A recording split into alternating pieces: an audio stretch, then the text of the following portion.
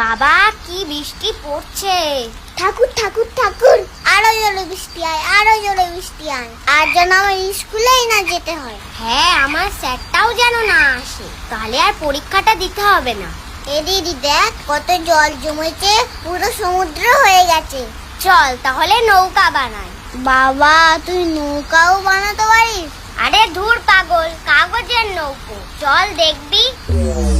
এই দেখ আমার নৌকোটা আগেই যাবে। বানালাম আমি, আর তোর নৌকো আগে যাবে। এই তোরা খেতে আয়, খাবার বেড়েছি। খিচুড়ি খিচুড়ি।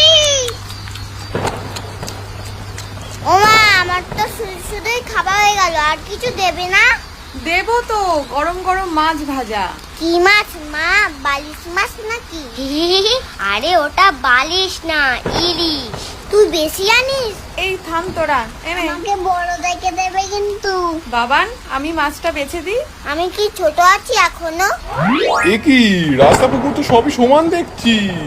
আরে ডুবে গেলাম গো, পড়ে গেলাম। আরে কে আছিস একটু ধর রে বাবা, ধর। কে জানতো আজ আমাকে জলের তলা দিয়ে যেতে হবে। আগে জানলে একটা লাইফ জ্যাকেট কিনে রাখতাম।